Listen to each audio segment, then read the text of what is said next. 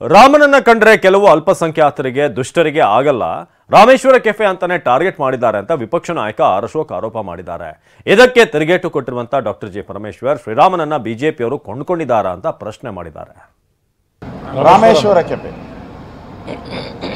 ರಾಮನ್ ಕಂಡ್ರೆ ಈ ಅಲ್ಪಸಂಖ್ಯಾತರ ಕೆಲವರಿಗೆ ದುಷ್ಟರಿಗೆ ಆಗಲ್ಲ, ಭಯೋತ್ಪಾದಕರಿಗೆ ಅಲ್ಲ.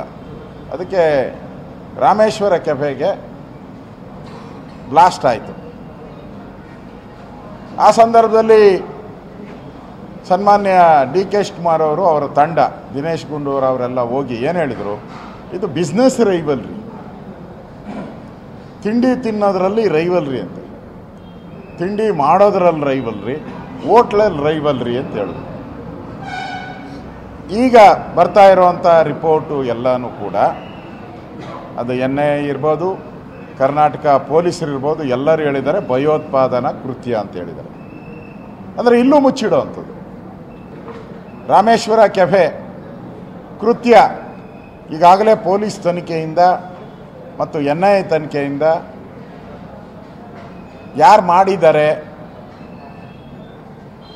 ಮತ್ತು ಯಾವ ಸಂಘಟನೆ ಇದರಿಂದ ಹಿಂದೆ ಇರ್ಬೋದು, ಇವೆಲ್ಲ ಪತ್ರಿಕೆಗಳಲ್ಲಿ ಬರ್ತೈತೆ, ಎಲೆಕ್ಟ್ರಾನಿಕ್ ಮೀಡಿಯಾದಲ್ಲೆಲ್ಲ ಬರ್ತೈತೆ. ಆದರೆ ಕಾಂಗ್ರೆಸ್ ಅವ್ರ ಬಾಯಲ್ಲಿ ಬರೋದೇ ಇಲ್ಲ. ನಾನು ವಿಧಾನಸಭೆ ಅಧಿವೇಶನದಲ್ಲೂ ಹೇಳಿದೆ, ನೋಡ್ರಿ, ಅಪರಾಧ ಆದ ತಕ್ಷಣವೇ ಇಮಿಡಿಯೇಟಾಗಿ ಬಂಧಿಸ್ಬೇಕ್ರಿ. ವಿಧಾನಸೌಧದಲ್ಲೇ ಕೂಗಿದ್ದಾರೆ ಅಂದರೆ ನೀವು ಅದಕ್ಕೂ ಸಾಕ್ಷಿ ಕೇಳ್ತಿರಲ್ಲ, ನಾಚಿಕೆ ಆಗಲ್ವಾ, ಮಾನ ಮರ್ಯಾದೆ ಇದೆಯಾ ಅಂತ ನಾನು ಕೇಳಿದೆ. ನಮಗೆ ಪದೇ ಪದೇ ಹೇಳ್ತಾ ಇದ್ದೀವಿ ನಾವು, ಶ್ರೀರಾಮ ಎಲ್ಲರಿಗೂ ಶ್ರೀರಾಮ.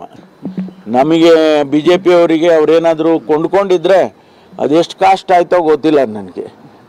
ಅವ್ರು ಕೊಂಡ್ಕೊಂಡ್ಬಿಟ್ಟಿದ್ರೆ ಶ್ರೀರಾಮನ್ನ ದುಡ್ಡು ಕೊಟ್ಟು ಕೊಂಡ್ಕೊಳೋದು ಸ್ವಲ್ಪ ಅವ್ರಿಗೆ ಅಭ್ಯಾಸ ಇದೆ. ಹಾಗಾಗಿ ಏನಾರ ಶ್ರೀರಾಮನ್ ಕೊಂಡ್ಕೊಂಡಿದ್ದಾರೆ ಏನೋ ಗೊತ್ತಿಲ್ಲ ನನಗೆ. ನಾನು ಸದನದಲ್ಲಿ ಅಪ್ಪರ್ ಹೌಸಲ್ಲಿ ಹೇಳಿದೆ, ಪಾಪ ನಮ್ಮ ಸದಸ್ಯರು ಭಾರತಿ ಶೆಟ್ಟಿ ಅವರು ಹೇಳುವಾಗ ಹೇಳಿದೆ ನಾನು, ಶ್ರೀರಾಮ ನಮಗೂ ಸೇರಿದವನು, ನೀವೆಲ್ಲ 25 ವರ್ಷದಿಂದ ಶ್ರೀರಾಮನ್ ಹಿಡ್ಕೊಂಡಿದ್ದೀರಾ. ನಾವೆಲ್ಲ ಸಣ್ಣ ಹುಡುಗರಲ್ಲಿ ಹೋಗಿ ಪಾನಕ ಹಂಚ್ತಿದ್ದೋ ಶ್ರೀರಾಮನವಮಿ ದಿವಸ, ಆಯಿತಾ, ನೀವು ಹೆಸರುಬೇಳೆ ಹಂಚ್ತಿದ್ದೋ, ಪಾನಕ ಹಂಚ್ತಿದ್ದೋ, ದಾರಿಲಿ ಹೋಗೋರಿಗೆಲ್ಲ ಮಜ್ಜಿಗೆ ಕೊಡ್ತಿದ್ದೋ, ಪಾನಕ ಕೊಡ್ತಿದ್ದೋ, ಅದೆಲ್ಲ ಜ್ಞಾಪಿಸ್ಕೊಳ್ತೀವಿ ನಾವು. ಆರಾಮ ಬೇಕು ನಮಗೆ. ನಿಮ್ಮ 25 ವರ್ಷದಿಂದ ಈಗ ಬಂದು ರಾಮ ಅಂತ ಕೂತಿದ್ದೀರಿ ಅಂತ ಹೇಳಿದೆ. ಅದರಿಂದ ಶ್ರೀರಾಮ ಯಾರಿಗೂ ಅವರಿಗೆ ಆಸ್ತಿ ಅಲ್ಲ, ಅದು ಇಡೀ ದೇಶದ ನಮ್ಮ ಸಂಸ್ಕೃತಿಯ ಪರಂಪರೆಯ ಆಸ್ತಿ ಅದು.